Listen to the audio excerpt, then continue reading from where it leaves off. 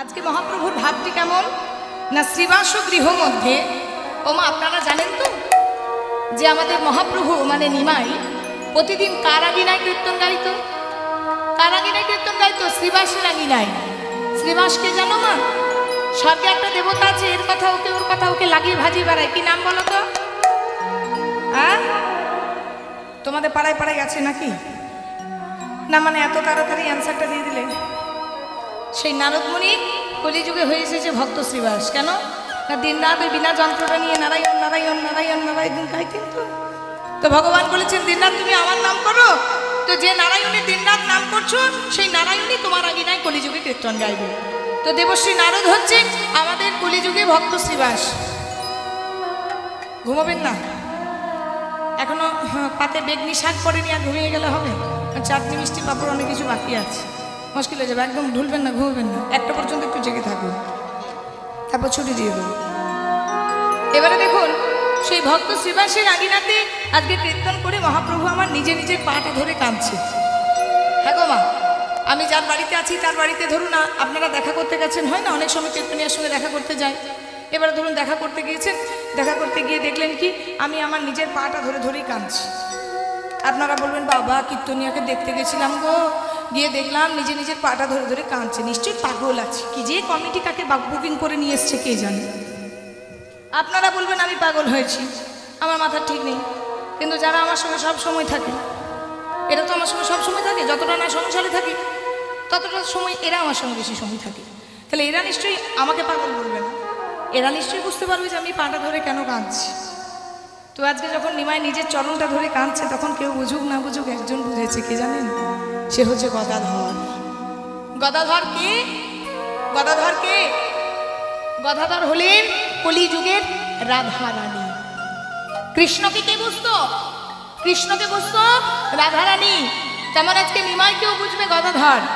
আপনারা বলবেন শুনেছি রাধা কৃষ্ণ মিলিত আমার গৌর হয়েছে, তাহলে গদাধর কি করে রাধা রানী হলো? আপনারা রাসলীলা শোনেন তো? হয় এখানে রাসলীলা হয়, দেখবেন রাসলীলার পরে, জানি না আপনাদের এখানে কি সিস্টেম হয়, রাসলীলা গাওয়ার পর রাধা কৃষ্ণকে ঘুম পাড়ানো হয়, তারপরের দিন কুঞ্জবর্ণন লীলাতে জাগানো হয়। আপনাদের এখানে হয়তো মিলন হয়ে শেষ হয়ে যেতে পারে, হতে পারে, কিন্তু রাসলীলা করার পর রাধা কৃষ্ণ ঘুমিয়েছিল মা। আর যখন ঘুমিয়েছিল তখন রাধারানী হঠাৎ করে একটা স্বপ্ন দেখে। কি স্বপ্ন দেখলো না, স্বপ্নের মধ্যে এক পর পুরুষকে দেখল। রাধারানী স্বপ্ন দেখে যখন চমকে বসলো, চমকে বসে গোবিন্দকে জিজ্ঞাসা করছে, হে নাথ, হে প্রাণনাথ, হে বধূ, এ জগতে সবাই আমাকে বলে সতী নারী, তো আমি যদি সতী নারী হই বধূ, তাহলে আমি কেন স্বপ্নের মধ্যে এক পর পুরুষকে দেখলাম? তুমি কাকে দেখেছো রাধে? আমি দেখলাম এক সন্ন্যাসী পুরুষকে। ও, ওটা পর পুরুষ হবে কেন গো রাধে? আগামী কলিযুগে আমি তো আর হাতে বাঁশি নিয়ে, চরণে নুপুর পরে, মাথায় চূড়া নিয়ে নিশ্চয়ই কদমতলায় বাজাবো না। আগামী কলিযুগে আমার রূপটা হবে সন্ন্যাসীর রূপ। তো কৃষ্ণ যখন নিমাই হবে, তুমি তো আমার সঙ্গে মিলেমিশে চলে যাবে, আমায় দেখতে পাবে না, তাই আমি তোমাকে আগাম আমার রূপটা দেখিয়ে দিলাম। যখন রাম আর সীতা দুজনা মধুচন্দ্রিমায় গিয়েছিল, মধুচন্দ্রিমা মানে কি, আমরা যেমন বিয়ের পর হানিমুনে যাই, তেমন রাম আর সীতা মধুচন্দ্রিমায় গিয়েছিল চন্দ্রকূট পর্বতে।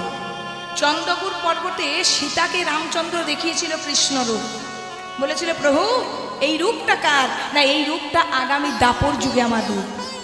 আবার দাপর যুগে রাধারানীকে দেখালো আগত কলি যুগের রূপ। তো রাধারানীর মনে একটা আফসোস হয়ে গেল যে বধূ তুমি সন্ন্যাসী সাজবে, আর আমি তোমার সঙ্গে যদি মিশে যাই তাহলে তো আমি দেখতে পাবো না, তোমায় সন্ন্যাসী বেশি কেমন লাগছে। ভগবান বললেন আমার নাম যখন ভক্তবাঞ্ছা কল্পতরু, আমার কাজ হচ্ছে ভক্তের মনের বাসনা পূরণ করা। ভগবানের নাম কি গো? ভক্তবাঞ্ছা কল্পতরু। ও মায়েরা, তরু মানে জানেন? তরু মানে কি বলুন তো? গাছ। তরু মানে গাছ। ভগবানের নাম ভক্তবাঞ্ছা কল্পতরু নয়, একটা গাছের নাম ভক্তবাঞ্ছা কল্পতরু। সেই গাছের নামটা ধরে আমাদের কিন্তু ভগবানের নাম হয়েছে। ভক্তবাঞ্ছা কল্প মানে কি? ভক্তবাঞ্ছা কল্প মানে গাছের নিচে বসে বসে যে যা বাসনা করে গাছ সেই বাসনাটা পূরণ করে। তো ভগবান, আপনারা বলবেন হ্যাঁ মা, যদি তাই হয় গাছের নিচে বসে বসে যদি সব পাওয়া যায় তাহলে সেই গাছটা মরতে কেন দিল না? আরে বাবা, মরতে একবার দিয়েছিল জানেন তো। আমাদের মতন মানুষগুলো, বিশেষ করে আমার মতন কুড়ে মানুষগুলোর জন্য তুলে নিয়ে চলে গেছে। গাছটা একবার দিয়েছিল, ভগবান ভুল করে একবার মর্তধামে পাঠিয়ে দিয়েছিল। হলো কি, একটা বুড়ি 5 গ্রামে ভিক্ষা করলো, বুঝলেন? 1 গ্রাম নয়, 2 গ্রাম নয়, 5-5টা গ্রামে ভিক্ষা করেছে। তা আবার মাসটা ছিল জ্যৈষ্ঠী মাসের প্রখর রোদ। এবার জ্যৈষ্ঠী মাসের প্রখর রোদে 5 গ্রামে ভিক্ষা করে বুড়ি কিন্তু খুব ক্লান্ত হয়ে গেছে। এবার বুড়ি ক্লান্ত হয়ে সেই গাছটার নিচে মাঠ জঙ্গলে বসে পড়েছে একটু জিরোবার জন্য। মানে ক্লান্ত হয়ে গেলে কি মনে হয়, গাছের নিচে একটু বসি, একটু আরাম পাবো, হাওয়া বাতাস একটু পাবো। ছায়ার মধ্যে যেই না বসেছে মা, মনে মনে চিন্তা করছে গ্রীষ্মকালে কি হয়, দেখবেন ঘোরাঘুরি করলে জল তেষ্টা পায় না। তো বুড়ির মনে হলো, আমি ভিখারি মানুষ, এমন জঙ্গলের মাঝে একটা গাছের নিচে বসলাম, এই সময় যদি একটু ঠান্ডা ঠান্ডা জল পেতাম কি ভালোই না হতো। তো গাছটার নিয়মই হচ্ছে তাই যে তার নিচে যে যা বসে বাসনা করে তাই পায়। তো সঙ্গে সঙ্গে স্বর্গ থেকে 2 বোতল জল চলে এসছে। বলছে, এই গাছে ভূত আছে নাকি রে বাবা? জল চাইলাম আর জল এলো, তাহলে কি গাছে ভূত আছে? ওই দেখি তো একটু শরবত চাই। বুড়ির বাসনা জাগলো, এই সময় যদি একটু ঠান্ডা ঠান্ডা স্কোয়াশ দিয়ে, হ্যাঁ একটু লেবু দিয়ে, নুন দিয়ে একটু শরবত হতো কিনা ভালো হতো। দেখছে শরবতে চলে এসছে, বাবা গাছে ভূতই আছে। দরকার নাই ভূত থাকুক আর পিশাচ থাকুক, দৈত্য থাকুক, দানব থাকুক, এখন আমি খেতে পাচ্ছি, তখন আবার একটু চাই। মনে মনে চিন্তা করছে, যদি থালা ভর্তি অন্ন তরকারি যে যা ভালোবাসেন একটু মিশিয়ে নিন। পটল ভাজা, বেগুন ভাজা, আলু পোস্ত, মুগের ডাল, দই চাটনি, পাঁপড়, যে যা ভালোবাসে তার সঙ্গে একটু অ্যাড করুন। বুড়ি যা যা ভালোবাসে মনে মনে ভেবেছে, আর স্বর্গ থেকে কিন্তু সে খাবারও চলে এসেছে। মনে মনে ভাবছে, আর কে ভিক্ষা করে, এইখানেই থেকে যাই, যা চাইছি তাই পাচ্ছি, গাছের নিচেই আমার আজ থেকে বাস হলো, আর আমি গাছের নিচ থেকে নড়বো না। বুড়ির বাসনা বেড়ে চলেছে, খাওয়া দাওয়া হলো, পান্তা ভাতের ওপর নুন জোটে না। সেই বুড়ি যদি এত খাবার খায়, হ্যাঁ গো, বুড়ো মানুষের ঘুম আসবে না? এমনি কম বয়সীগুলো ঢুলছে এইখানে, বুড়োগুলো তার দেখুন ঢুলছে, ঘুম আসছে মা। ওই বুড়িরও ঘুম চলে এসছে। মনে মনে ভাবছে, হাই হাই, এই সময় যদি একটা সোনার পালঙ্ক পেতাম কি আরাম করেই না ঘুমোতাম। আর আমি দেখেছি কীর্তনের প্ল্যাটফর্মটা হচ্ছে খুব ঘুমোবার প্ল্যাটফর্ম। যখনই এই অর্গানের সুর বাজে, মাসির সুর বাজে, শ্রোতারা যেন মা মনসার ভরণের মতো ঢুলতে থাকে। আমি দেখেছি, বাড়িতে দেখুন আপনি বসে থাকুন, ঢুল আসবে না, কিন্তু এই গানের আওয়াজে যেন ঢুলতে থাকেন। হ্যাঁ আমি জানি একদম। সেই বুড়ির কিন্তু ঘুম চলে এসছে, আর মনে মনে ভাবছে যদি একটা পালঙ্ক পেতাম, একটা স্বর্গ থেকে সোনার পালঙ্ক এসেছে, বুড়ি সোনার পালঙ্কের ওপর দিব্যি শুয়েছে। শুয়ে শুয়ে ভাবছে, বাবা এই সময় যদি একটা সুন্দরী সুন্দরী 2টো মেয়ে আসতো আর আমার মাথা করাতে একটু বাতাস করতো, আমার কি নাই ভালো হতো। শখটা বুঝুন কোথায় যাচ্ছে, বাসনা করতে করতে কোন জায়গায় যাচ্ছে। স্বর্গ থেকে 2টো সুন্দরী পরী এসেছে, মাথা গড়ায় বড় বড় পাখা নিয়ে, দেখেছেন রাজা দিকে পাখা করতো, সেই পাখা নিয়ে বাতাস করছে। বুড়ি ভাবছে, এলো 2টো এলো, আর 2টো যদি আসতো, কত কষ্ট করে 5 গা ভিক্ষা করে পাগুলো ব্যথা হয়ে গেছে, একটু তেল দিয়ে ভালো করে মালিশ করে দিত, কি আরাম না হতো। আরো 2টো মেয়ে এসেছে, বুড়ির পায়ে তেল মর্দন করছে। বুড়ির কি শোক, কি ঘুমোচ্ছে বুড়ি নাক ডেকে। খানিক বাদে ভাবছে, সবই তো হলো, মাঠ জঙ্গল, গাছের নিচে শুয়ে আছি, এই সময় যদি একটা বাঘ আসে, আর বাঘ এসে হাউ করে আমাকে খায়, কি হলো? নিতাই গৌর হরি বল, বলো হরি হরি বল। লোভে পাপ আর পাপে মৃত্যু। মানে বাসনা জাগতে জাগতে জাগতে জাগতে জাগতে জাগতে মানুষের কোথায় যে বাসনা পৌঁছায়, তার জন্য ভগবান কিন্তু গাছটা আমাদের মর্তধামে দেয়নি। গাছটা কোথায় আছে? গাছটা আছে স্বর্গধামে। হরি বল। যে ভক্ত বাঞ্ছা কল্প তরু যদি তুমি হও, তাহলে আমার বাসনা পূরণ করো, আমি আগামী জন্মে তোমাকে সন্ন্যাসী রূপে দেখতে চাই। তাহলে ঠিক আছে, তোমার অর্ধেকটা অংশ আমার সঙ্গে মিশবে, আর অর্ধেকটা অংশ তুমি গদাধর হয়ে যাবে। হরি বল। তাহলে গদাধর কে? গদাধর হলেন শ্রীমতী রাধা রানী। তাহলে কৃষ্ণ যদি কান্ত, কে বুঝতো? রাধা বুঝতো। আর আজকে কে কাঁদছে? নিমাই কাঁদছে, কে বুঝবে মা? গদাধর বুঝবে। এবার গদাধর কিন্তু বুঝে গেছে নিমাই কেন কাঁদছে। আচ্ছা মা, এবারে শুনুন, আজকে চৈতন্য মহাপ্রভু নিজে নিজের বাম চরণ ধরে কাঁদছেন। তো নিজে নিজের বাম চরণটা ধরে কাঁদছেন কেন? না, ভগবান শ্রীকৃষ্ণ বাম অঙ্গ থেকে রাধারানীর সৃষ্টি করেছিলেন। সদংশে সন্ধিনী, চিদংশে চৈতন্য, আনন্দং লাদিনী, লাদিনীময়ী শক্তি থেকে রাধারানীর সৃষ্টি। আর রাধারানীকে সৃষ্টি করে একটা পদ্ম ফুলের ওপর রেখে এসেছিলেন।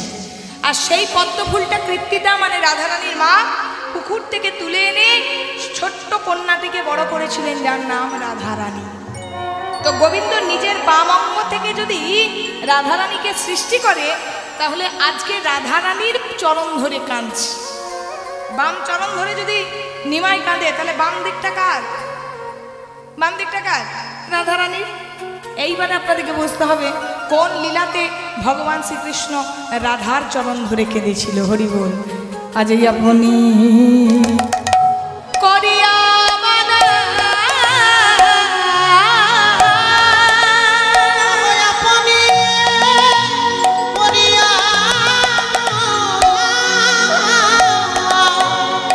আপনি করিয়া মা আমার পালটে বইঠল বইঠল।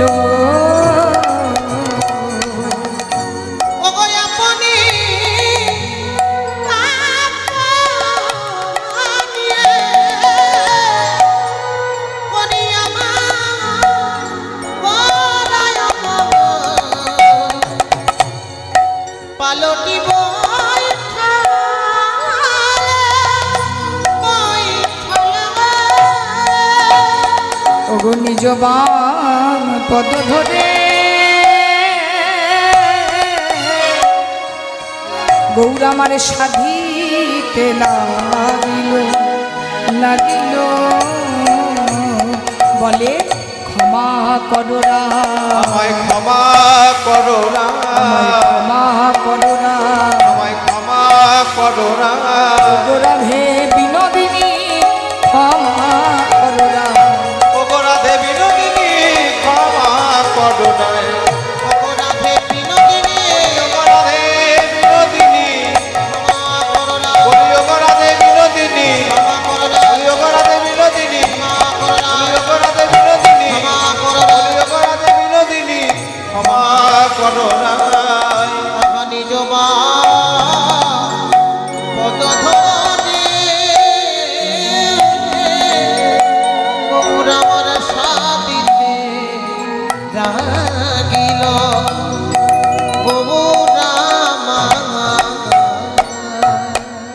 আজ বাসুদেব ঘোষে কহে মনির বিলা, মনির বিলা দুর্গায় মান রসগোলা করিলা প্রকাশ, করিলা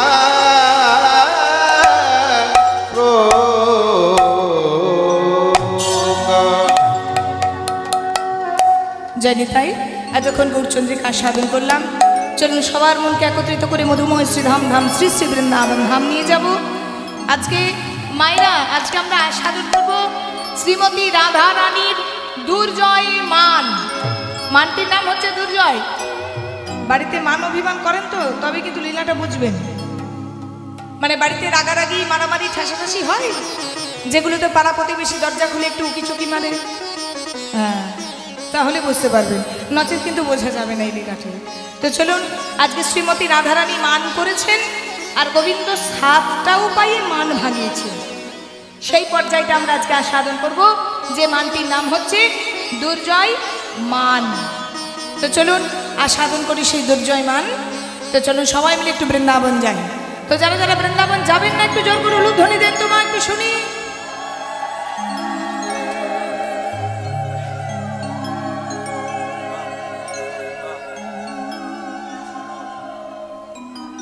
বেশ করেছেন। এবার কারা কারা দিয়েছেন একটু হাত তুলুন তো দেখি।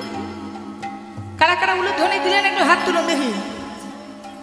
বাবা বলিহারি মা গো, বেশ কীর্তন শুনছো তোমরা। আমি বললাম যারা যারা বৃন্দাবন যাবেন না উলুধ্বনি দেন, আপনারা বসে বসে উলুধ্বনি দিয়ে দিলেন হর হর করে। হ্যাঁ গো, আমি বলেছি যাবেন না উলুধ্বনি দেন, আপনারা দিলেন কেন? এটা এক বৃন্দাবন, আর আমরা যাবো এখন ধাম বৃন্দাবন। তো চলুন একটু মন দিয়ে শুনবেন। সবাই মিলে বলবেন বলিয়ে বৃন্দাবন বিহারী লাল কি। সবাই মিলে বলবে না, আপনারা সবাই মিলে বলুন বলিয়ে বৃন্দাবন বিহারী লাল কি। মনে হচ্ছে কি কষ্টে বেরোচ্ছে আপনাদের গলাগুলো, একটু জোরে জোরে বলুন। আপনাদেরকে তো আগে দেখে গেছি, কি ব্যাপার ঠান্ডাতে কি সব নিয়ে গেছিলেন নাকি? এই সবে গরমটা পড়ছে। হ্যাঁ চলুন সবাই মিলে বলি বৃন্দাবন ধাম কি।